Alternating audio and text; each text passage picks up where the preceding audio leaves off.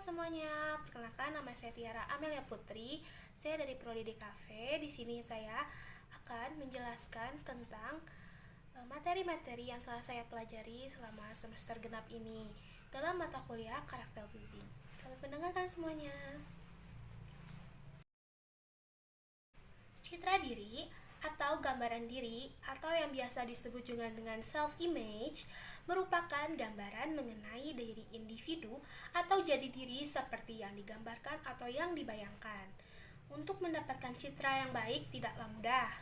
Citra itu sendiri tidak bisa dipaksakan atau timbul atau muncul dan merupakan dampak dari perilaku di dalam kehidupan seseorang di tengah-tengah maupun di dalam anggota masyarakat. Berdasarkan hal ini, dapat disimpulkan bahwa citra diri adalah bagaimana pandangan tentang diri sendiri baik secara fisik atau keseluruhan tentang diri sendiri. Pandangan itu dapat berasal dari pendapat dan pandangan orang lain atau dari diri sendiri. Menurut Napier, dalam Andarwati 2016, faktor-faktor yang mempengaruhi self-image sebagai adalah yang pertama, ada keadaan fisik. Penampilan menyeluruh, fisik dan psikis mempengaruhi pembentukan pribadi. Remaja akan senantiasa membandingkan keadaan fisiknya dengan teman-teman sebayanya maupun dengan yang lainnya. Perbedaan fisik juga dengan teman sebaya akan menimbulkan perasaan malu dan rendah diri. Yang kedua, ada dari teman-teman sebaya dalam sekelompok sangat berpengaruh terhadap self-image. Dan ada atau tidak adanya penilaian diri dari positif, penerimaan kelompok terhadap diri seorang, rasa ikut serta dalam kelompok memperkuat self-image. Dan penilaian diri yang positif sebaliknya adanya penolakan per grup mengurangi penilaian diri positif. Yang ketiga, ada keadaan dari keluarga, situasi rumah tangga, sikap mendidik orang tua, pergaulan dan pola hidup antar anggota. Keluarga merupakan seperangkat hal lain yang sangat besar. Pengaruhnya terhadap perkembangan self-image yang sehat dan adanya percaya diri berdasarkan teori ini, atau saya akan menyimpulkan dari teori self-image ini bahwa banyak yang mempengaruhi faktor-faktor citra diri, yaitu yang pertama keadaan fisik, pakaian, teman-teman, dan keadaan sekeluarga. Adapun faktor citra diri seperti faktor perilaku dan juga sosial. Karakteristik citra Doro mempunyai dua karakter, yaitu yang pertama karakter positif dan karakter negatif. Karakter positif pada seseorang dapat dilihat pada dimensi perilaku yang ditujukan dalam kehidupan nyata seseorang, meliputi pertama, ada menjadi diri sendiri dan menerima kekurangan dan kelebihan diri sendiri. Yang kedua, melakukan hal positif diri sendiri dan lingkungan juga meningkatkan nilai diri.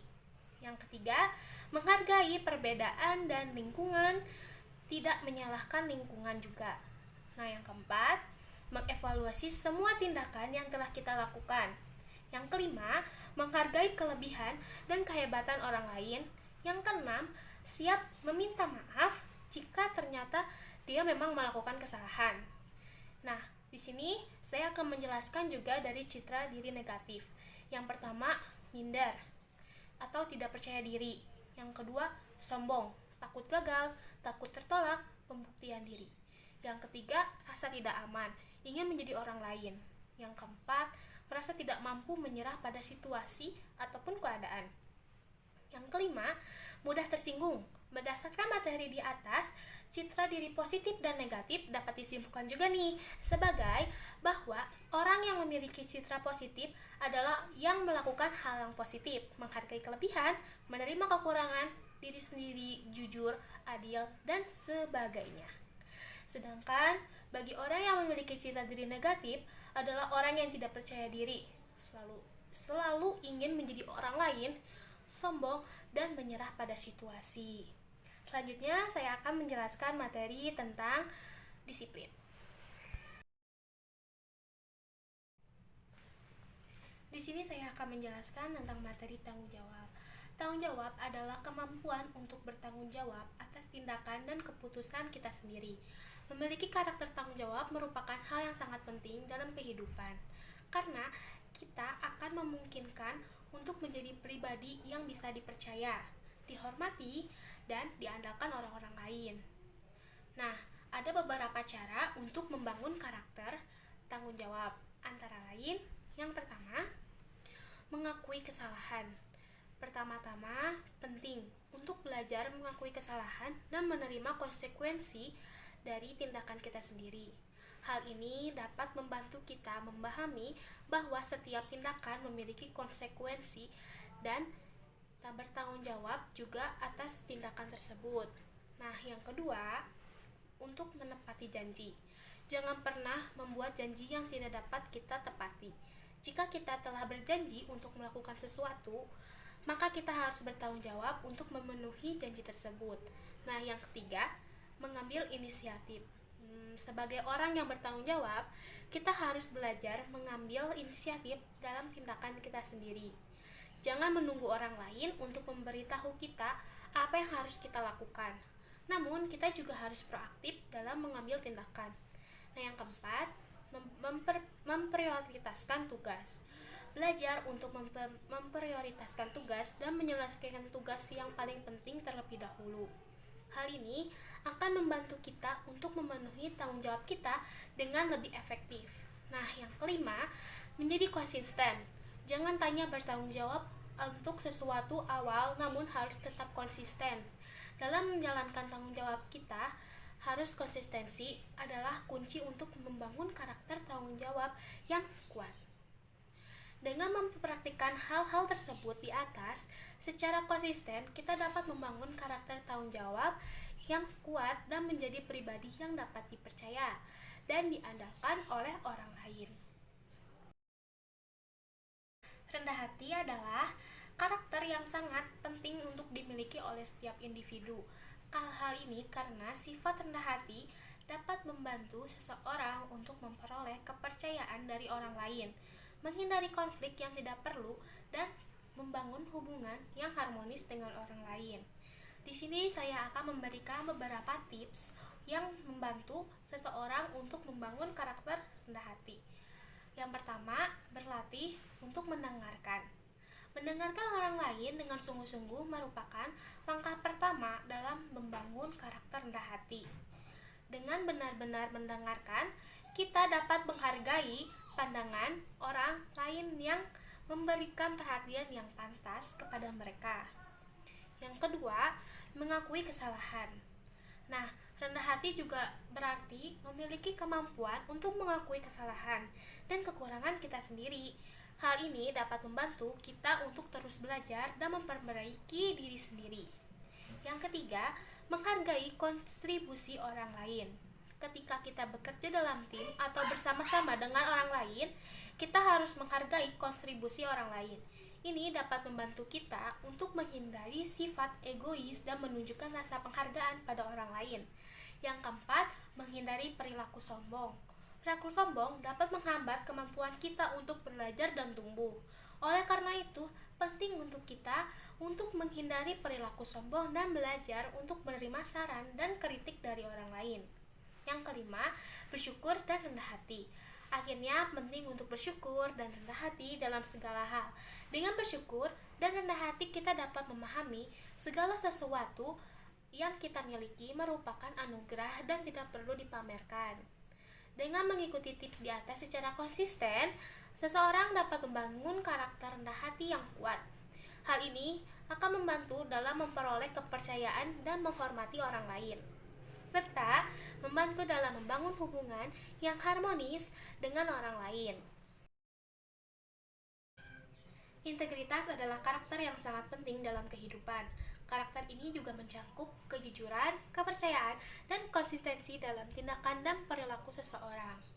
Integritas diri juga dapat secara khusus dilihat sebagai yang berkaitan dengan dimensi kejiwaan atau mental spiritual dari manusia tanpa terlalu mengaitkannya dengan dimensi sosial, apalagi dimensi fisik.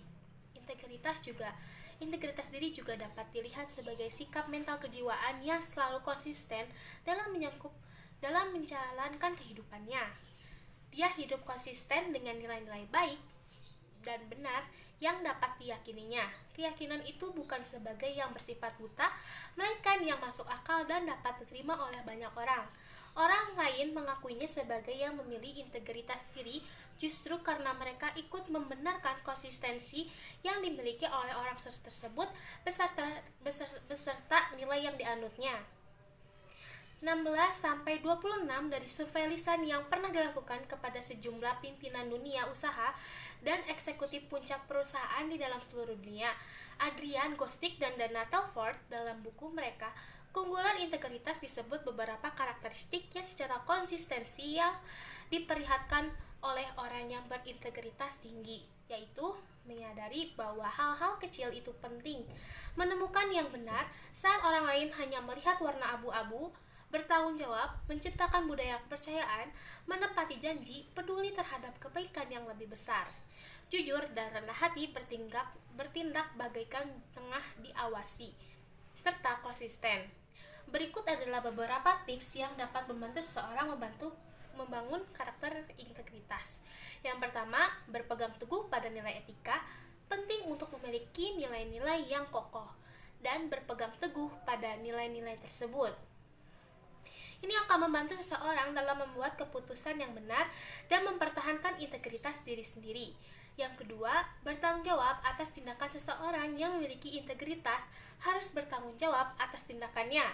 Ini berarti menerima konsekuensi dari tindakan yang dilakukan dan siap untuk menjalani tindakan yang diperlukan untuk memperbaiki kesalahannya. Yang ketiga, menjalankan kepercayaan orang lain. Kepercayaan adalah aspek penting dalam karakter integritas. Oleh karena itu, penting untuk mempertahankan kepercayaan orang lain dengan bertindak jujur dan konsisten. Yang keempat, menjadi konsisten dalam tindakan. Seseorang yang memiliki integritas harus berkonsisten dalam tindakannya. Artinya, dia harus mempertahankan standar tinggi dalam perilaku dan tidak mengubah perilakunya tergantung pada situasi. Dan yang terakhir, yang kelima, mengakui kekurangan. Seseorang yang memiliki integritas harus mampu mengakui kekurangan dirinya sendiri. Hal ini karena penting dalam memperbaiki kesalahan dan membuat tindakan yang benar. Dengan mengikuti tips di atas secara konsisten, seseorang dapat membangun karakter integritas yang kuat.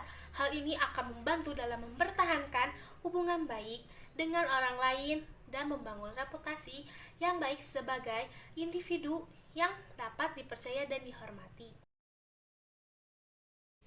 Disiplin adalah karakter yang sangat penting dalam kehidupan sehari-hari. Karakter ini mencakup kemampuan seseorang untuk mengikuti aturan, mengatur waktu dengan baik dan konsisten dalam tindakan dan perilaku. Konsep disiplin berkaitan dengan tata tertib, aturan, atau norma dalam kehidupan bersama yang melibatkan orang banyak. Disiplin adalah suatu sikap mental dengan sadaran dan keinsyafan mematuh terhadap perintah-perintah atau larangan yang ada terhadap sesuatu hal, karena mengerti betul-betul tentang pentingnya perintah dan larangan tersebut. Disiplin menjadi maksud dari alat-alat pendidikan yang ada dan harus ditanamkan dalam hati seseorang. Kedisiplinan merupakan suatu sikap perbuatan selalu menaati tata tertib yang berlaku di lingkungan masyarakat di mana orang tersebut tinggal. Menurut tulis TUU mengemukakan beberapa fungsi disiplin, antara lain yang pertama, menata kehidupan bersama. Fungsi disiplin adalah mengatur tata kehidupan manusia dalam kelompok tertentu atau di masyarakat. Dengan begitu, hubungan antara individu dengan yang lain menjadi lebih baik.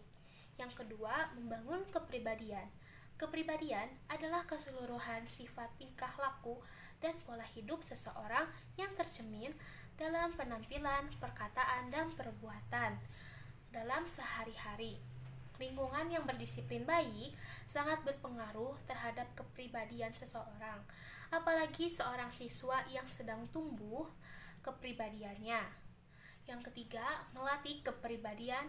Yang keempat, pemaksaan. Yang kelima, hukuman. Yang keenam, menciptakan lingkungan yang kondusif. Macam-macam kedisiplinan. Menurut Sogeng Prijominto, disiplin dapat dibedakan menurut tingkatannya, yaitu disiplin pribadi, yaitu perwujudan disiplin yang lahir dari kepatuhan atas aturan-aturan yang mengatur perilaku individu. Disiplin kelompok yaitu perwujudan disiplin yang lahir dari sikap taat patuh terhadap aturan-aturan yang berlaku pada kelompok atau bidang-bidang kehidupan manusia. Misalnya, disiplin pada kesatuan-kesatuan atau perkumpulan-perkumpulan tertentu. Misalnya, disiplin dalam kesatuan olahraga. Yang ketiga, kedisiplinan nasional yaitu wujud disiplin yang lahir dari sikap patuh yang ditunjukkan dari seluruh lapisan masyarakat terhadap aturan-aturan nilai yang berlaku secara nasional. Adanya macam-macam disiplin menuntut seseorang untuk patuh terhadap aturan perintah, keputusan yang berlaku di mana dia berada. Seseorang yang di dalam hatinya sudah menerapkan rasa disiplin akan terdorong untuk melakukan sesuatu perbuatan yang sesuai dengan norma-norma yang berlaku. Sikap yang selalu patuh terhadap aturan-aturan itu merupakan perwujudan dari perilaku disiplin. Jadi, perilaku disiplin akan menyatu dengan kepribadian seseorang. Aspek-aspek kedisiplinan, disiplin akan tumbuh melalui pembinaan, latihan-latihan pendidikan dengan kebiasaan dan keteladanan-keteladanan tertentu. Menurut Sogeng Prijominto mengemukakan ada 3 aspek disiplin yang harus diketahui, yaitu yang pertama, sikap mental attitude yang merupakan sikap taat dan tertib sebagai hasil atau pengembangan dari latihan pengendalian pikiran dan pengendalian watak. Pemahaman yang baik mengenai sistem atau perilaku, norma, kriteria, dan standar yang sedemikian rupa, sehingga pemahaman tersebut menumbuhkan pengertian yang mendalam atau kesadaran bahwa ketaatan akan aturan, norma, kriteria, dan standar tadi merupakan syarat mutlak untuk mencapai keberhasilan atau yang biasa kita sebut dengan sukses. Sikap kelakuan yang secara wajar menunjukkan kesungguhan hati untuk mentaati segala hal secara cermat dan tertib. Nah, mungkin segitu yang bisa saya sampaikan. Bila kata-kata saya terlalu cepat atau ada kesalahan kata, saya mohon maaf. Terima kasih. Wassalamualaikum warahmatullahi wabarakatuh. Terima kasih semuanya.